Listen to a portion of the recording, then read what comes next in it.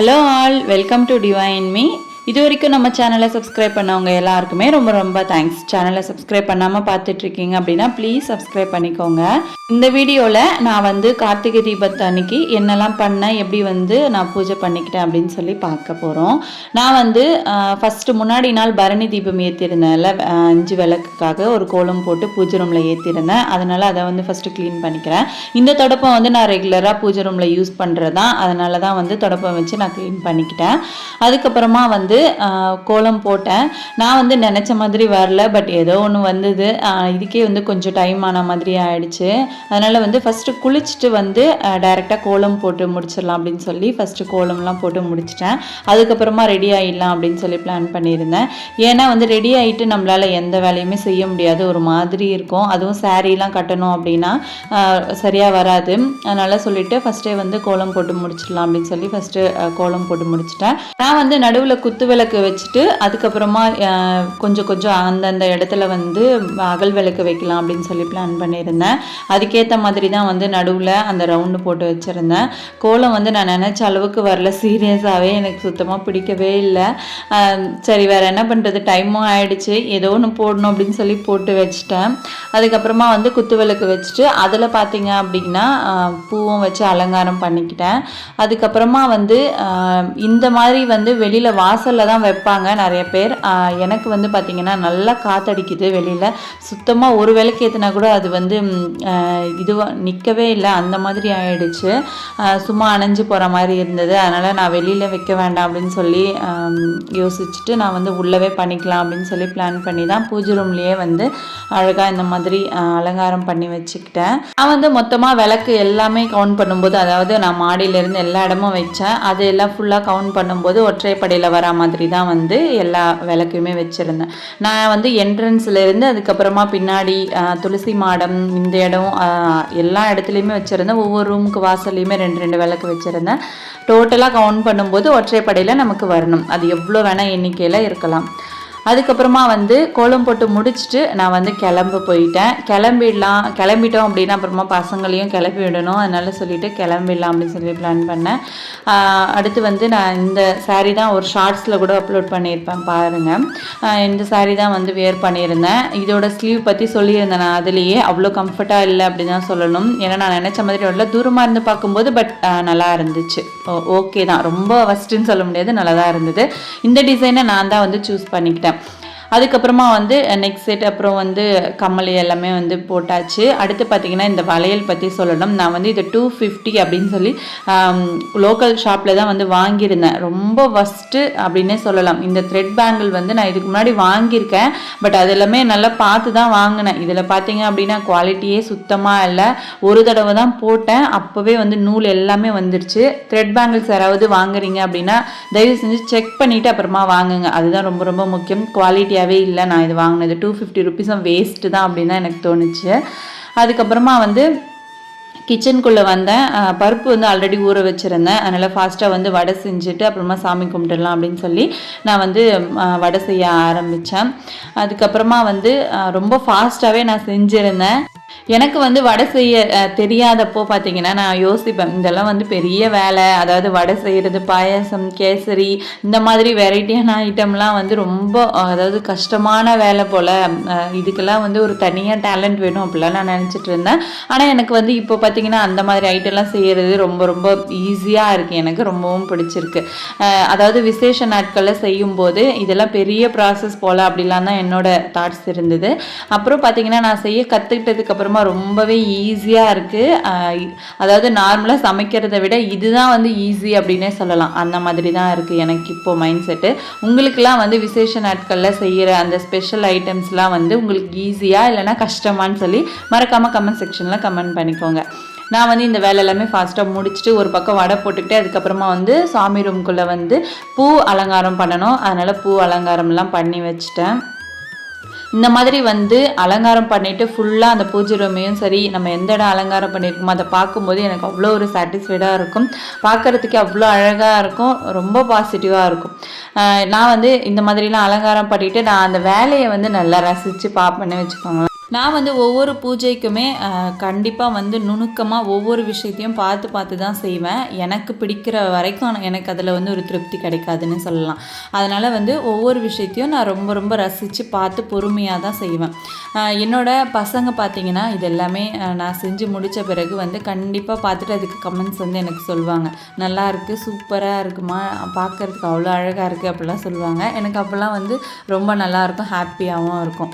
நாம் எப்போவுமே வந்து சாமந்தி கூட இந்த மாதிரி பன்னீர் ரோஸ் வைக்கும்போது ஸ்மெல்லு ரொம்ப சூப்பராக இருக்கும். அது வந்து ஒரு 3 நாளைக்கு நமக்கு பூஜை ரூமில் அவ்வளோ ஒரு நல்ல வைப்ரேஷனை கொடுக்குன்னே சொல்லலாம்.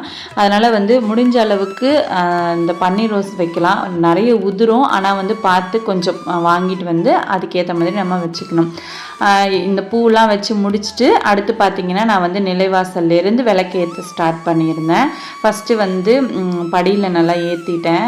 படியில் ஏற்றும்போது நல்லா சூப்பராக இருந்துச்சு. அந்த கோலத்தில் வந்து கொஞ்சம் கலர் கொடுக்கும்போது இன்னுமே வந்து லுக்கு ரொம்ப சூப்பராக இருக்குது. நார்மலாக வந்து நான் விளக்கு வைக்கும்போது அது ரொம்ப அணைஞ்சிக்கிட்டே இருந்து எனக்கு வந்து கொஞ்சம் டென்ஷன் ஆகிடுச்சுன்னே சொல்லலாம். பயங்கர காற்று அடிச்சுது, ஒரே காற்றுக்கு அப்படியே எல்லா விளக்கும் அணையிற மாதிரி இருந்தது. அதனால் வந்து நான் அந்த வாட்டர் லேம்ப் வாங்கியிருந்தேன்ல, அதை வந்து ஒரு 4-5 விளக்கு முன்னாடி வச்சுருந்தேன். ஏன்னா மற்ற இடம்லாம் வைக்கும்போது என்னால் சுத்தமாக வைக்கவே முடியல, அந்த மாதிரி ஆயிடுச்சு காற்று. ஏன்னா அந்தளவுக்கு ஒரு பயங்கரமான காற்று. இந்த மாதிரி வந்து அந்த மூடி போட்டிருக்க விளக்கே வந்து எப்படி ஷேக் ஆகுது பாருங்களேன். நான் வந்து உருளியில் ஒரு விளக்கு வச்சுருந்தேன், அதாவது 5 திரி போடுற மாதிரி ஒரு விளக்கு வாங்கியிருந்தேன். அதை வந்து எப்படியோ கஷ்டப்பட்டு ஏற்றினேன். அது கொஞ்ச நேரம் தான் எரிஞ்சுதுன்னு சொல்லலாம். அதுக்கப்புறமா பார்த்திங்கன்னா ஒரே காற்று தான் வந்தது, அதோட அப்படியே வந்து ஸ்டாப் ஆகிடுச்சு. அதனால் வந்து கொஞ்சம் ஒரு மாதிரி ஆகிடுச்சு. நான் வந்து பிளான் பண்ணியிருந்தேன் என்னென்னா என்ட்ரன்ஸில் நிறைய விளக்கு வைக்கணும் அப்படின்னு சொல்லி தான் பிளான் பண்ணேன்.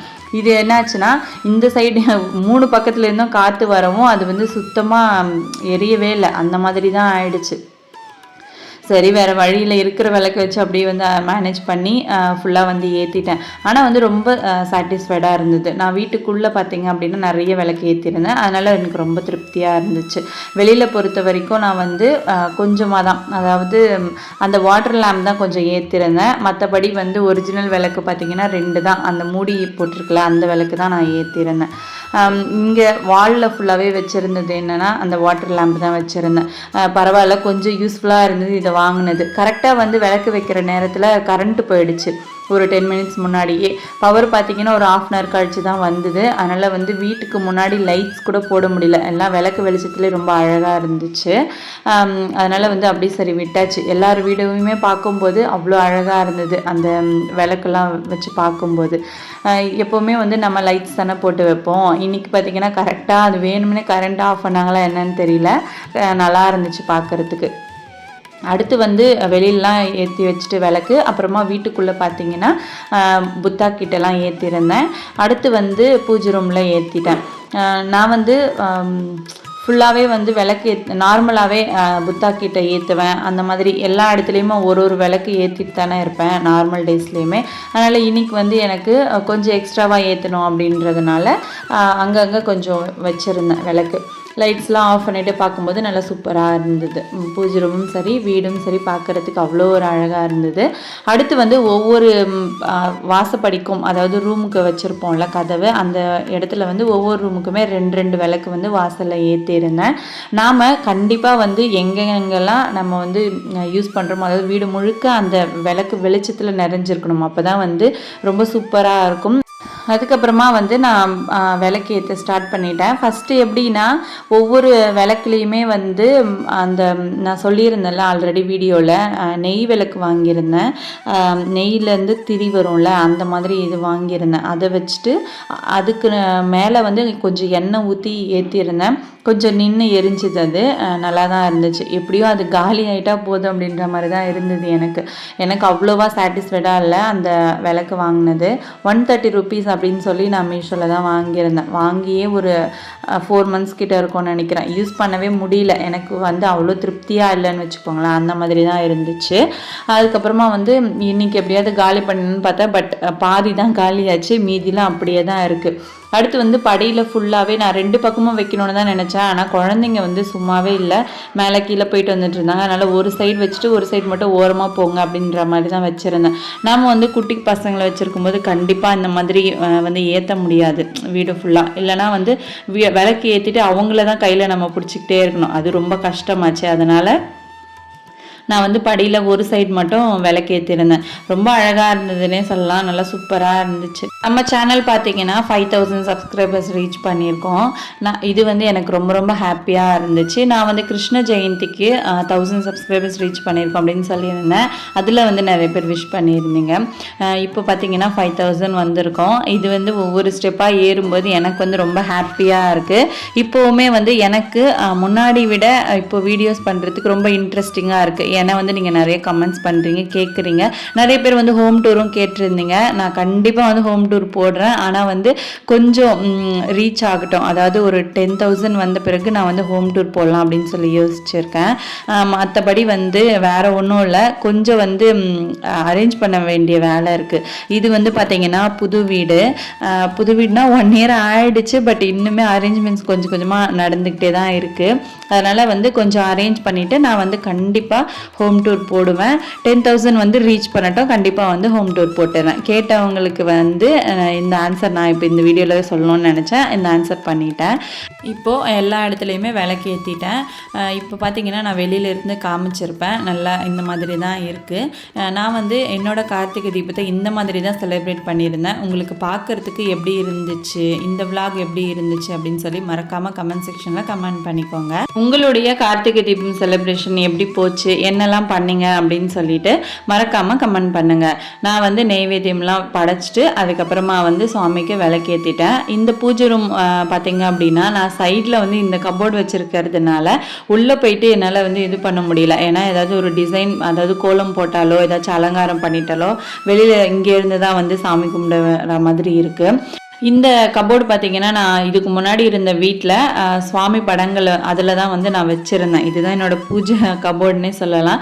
அதை வந்து எனக்கு மாற்றுறதுக்கு மனசே இல்லை. அதனால் அதை பூஜை ரூம்லேயே இருக்கட்டும் அப்படின்னு சொல்லி ஒரு ஓரமாக வச்சுட்டேன்.